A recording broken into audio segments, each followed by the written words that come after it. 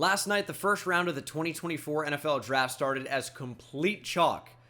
That is until the biggest surprise, as we're going to break down the most shocking picks of the 2024 NFL Draft, starting with the first round. And it would be difficult to find a bigger surprise in the first round than the Falcons taking Michael Penix Jr. at number 8 overall. I was absolutely blown away. Nothing in my life could have ever prepared me for this moment. This was an unbelievable, shocking selection. And beyond however you feel about Michael Penix Jr. as a prospect, he's got a great arm. Tremendous overall arm talent. Needs to be a little bit more accurate. And we'll see how he reacts to pressure.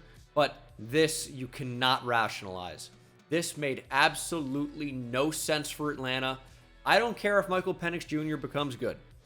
Obviously, you can feel a little bit better about the pick, but you are paying Kirk Cousins a massive amount of money. It's a 4-year contract with $100 million fully guaranteed. His cap hit is $25 million this year, $40 million in 2025, $57.5 million in 2026, and $57.5 million in 2027.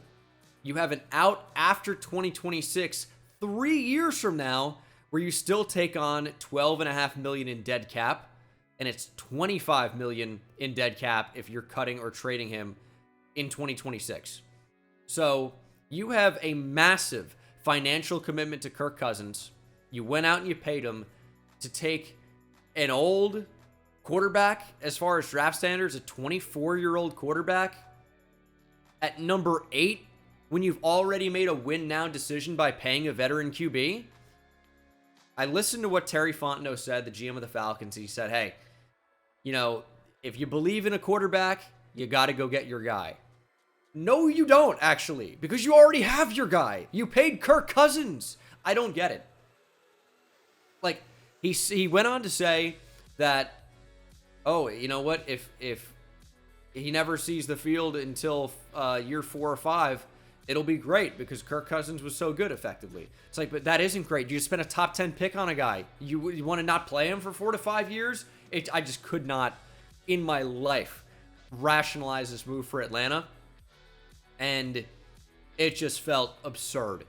It's like if you're the Chargers, you're not taking a QB at number 5 because you believe in a quarterback, right? It just, like, you have Justin Herbert. I'm not saying Kirk Cousins is Justin Herbert. I know Kirk is coming off an injury, but you are paying him such a ridiculous amount of money. Try to build around him and win this year. This is a very different scenario than to when the Packers took Jordan Love. I was on board with that. That made sense. That was at the back end of the first round. Aaron Rodgers was up in the air. Not a lot of guaranteed money there at the time. This is a completely different scenario. This completely blew me away. How about shocking in a different way, though? Brock Bowers headed to Las Vegas.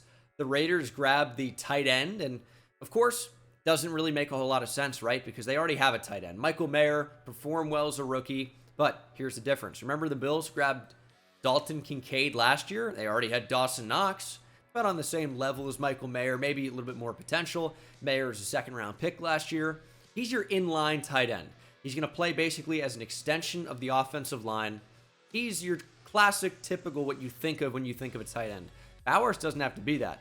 Yes, he can play in line maybe when you're in 12 personnel, but I think typically he's going to be in that more H-back role, playing off the ball or in the slot. And when you look at what the Raiders could roll out there personnel-wise, 3 wide receiver sets, including the tight end, you can have Devontae Adams as the X, Jacoby Myers as a Z, Brock Bowers in the slot with Michael Mayer playing in line tight end. This is a good pick. And the reason I would say so is because he was best player available. Drafted him at number 13 overall. He was very clearly a top 10 player in the draft. Yes, oh my goodness, we have a tight end. Why would we take Michael Mayer? But think of it like this. It's like if you're a team like Jacksonville or Chicago or any of these teams that took a receiver, it's like, why would we take a receiver? We already have a receiver. But in these modern NFL offenses, it's not just as simple as this guy plays wide receiver or this guy plays tight end. You can get him on the field and create mismatches. Your offense is going to be more successful as a result. How many tight ends are in design screens a lot of the time, like Brock Bowers was at Georgia. He's a special type of tight end. It's very different than your typical, what you think of when you think of a tight end, and those guys can be limited into what they can actually do. But Brock Bowers, in terms of being an overall receiver, not limited whatsoever. And he can block a little bit. I really like him to Las Vegas. But my jaw about hit the floor when Ricky Pearsall was announced as the pick to the 49ers at number 31 overall. And it's not because I don't like Ricky Pearsall. He took a big step up in 2023. He was a really awesome player. And I wasn't a huge fan of his after 2022, watching Anthony Richardson. I'm like, Pearsall's fine, whatever.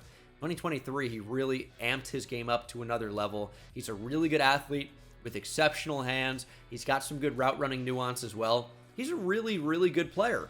I think he was borderline top 50 in the draft. 49ers take him at 31. Why is it so shocking? Well, not just because it's Ricky Pearsall, when guys we expected to go ahead of him, like maybe Xavier Legette or Adonai Mitchell, Ladd McConkey especially. 49ers took Ricky Pearsall. But why is this so shocking beyond just the name when we thought about other players were going ahead of him? Well, this seems like it's spelling the beginning of the end for either Deebo Samuel or Brandon Ayuk in San Francisco. Do we see a trade today as you're watching this? It's past 3 a.m. for me right now, here just after the draft. But Ricky Pearsall might send one of those receivers away, because it seems like the 49ers are far apart on trade or on contract extension talks with Brandon Ayuk, maybe facilitating a potential trade. However, rumors also suggest that Deebo Samuel could be the one that gets traded instead of Brandon Ayuk, which creates a really interesting wrinkle. Going into the draft, we thought the 49ers would really approach the first round in one of two ways, either taking a corner or taking an offensive lineman. They opt to go with neither and take Ricky Pearsall. It was a shocking moment, and I think it says more about how they feel about Brandon Ayuk or Deebo Samuel going forward than anything else about the offensive line or cornerback class. Still some really good players on the board, but man, did not expect Ricky Pearsall to be headed to the 49ers, that's for sure. And shocking is an interesting one for this one. Maybe this is a slight reach for me. The Lions traded up to get Terrion Arnold at 24. And once I heard they were trading up, I predicted it on Twitter and in the live stream. I'm like, this is Terrion Arnold. Like, there's almost no question. You're jumping the Packers. Why would you do that? You're doing it for a corner and a division rival. It was going to be clear that it was Terrion Arnold, but I think it was shocking that he made it to this point. This was someone I thought would be gone before we got to pick 20, and I didn't think he would really be in play for the Lions, who we expected to be in the market for a corner. Thought maybe corner, O-line, D-line, best player available, but probably leaning in the direction of something on the defensive side of the ball rather than an offensive lineman or even a wide receiver. But Terrion Arnold slips into striking range for the Lions. Brad Holmes, Dan Campbell, never afraid to go up and make something happen. I love the aggressive approach of Brad Holmes in the draft. They get their guy. They have a role in mind for these players. And if you go back to look at my draft analysis from a year ago about the Lions, I was in favor of what they did when they drafted Jahmyr Gibbs. Because yes, the positional value of a running back, especially Gibbs there at 12, was not great. But I was such a big fan of the player in Jahmyr Gibbs that I'm like, hey, you got your guy. Like, yes, it does matter to an extent where you draft these guys, but it also matters who you got and how good they're going to be for you. And I knew Jahmyr Gibbs was going to come in and compete to be a really impactful player. I would say starter, but David Montgomery was there. It's kind of like different roles. Gibbs, I always thought was going to be more of the third down back compared to the short yardage power of David Montgomery. But Jack Campbell, I knew you were getting a starter. I was over the moon about Brian Branch to the Lions at 45 or somewhere around that last year. And this is what the Lions are going to be doing under Brad Holmes. They're getting great players regardless of where they get them. And Terrion Arnold falls to 24. The Lions are not afraid to move up and get a game changer and a starter. I mean, if you can come out of the first round with a starter every year, that's obviously the goal. But, I mean, the Lions are taking that up to another level where every meaningful pick that they take ends up being a starter. Really love what the Lions are doing, and, I mean, this just goes to show. It's no different. And we'll close things out with the Packers' selection of Jordan Morgan at number 25. And why was this so surprising? Well, it's not super surprising that Jordan Morgan gets into the first round.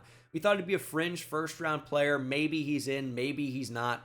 Thought maybe it was like Matthew Bergeron from a year ago, the Syracuse tackle that was drafted as a guard to the Falcons.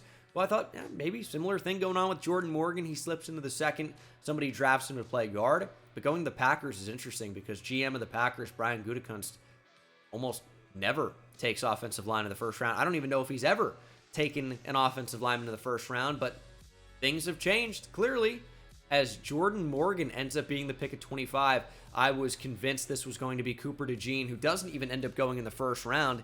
Jordan Morgan breaks the 0 offensive lineman in round 1 for the Packers there under Goody. Jordan Morgan, is he going to play tackle? Is he going to play guard? Well, I don't know. It feels like an interesting fit with Green Bay. You lose John Runyon Jr. Maybe Jordan Morgan is your replacement. Or maybe you try Jordan Morgan at tackle, and Rasheed Walker's kind of like your swing tackle, 6th offensive lineman on the team. Maybe, depending on if there's an injury on the interior, Morgan would slide from tackle to guard, and Walker would come in to start at tackle. I guess that would be a possibility. The Packers really have a lot of different ways they can play this. I think Jordan Morgan is probably going to end up moving to the inside, but he's athletic enough to stay at tackle. Are the arms long enough? Can he fix his oversetting problem against speed? Is he going to be able to handle power at the next level? He's not a perfect prospect, but he's very talented. He's very athletic and is going to a very interesting spot here in Green Bay that has really developed offensive linemen at a pretty high level over the past decade. So if anyone's going to get the most out of him, I think Green Bay is in a good position to do that. I was shocked by it. Not saying it's a bad pick, just not one I was expecting here at the start of the 2024 NFL Draft. I will be live for round 2 here on this channel. Make sure to subscribe if you're not subscribed already. More videos coming out later today. Videos were already uploaded here on this channel. Second round mock draft was uploaded last night as you're watching this. Check that out if you haven't already. And I'll see you for the best picks of the second round coming up shortly after this one. Stay tuned. Watch this channel. Watch your subscriptions box. And I'll see you in the next one. Take it easy.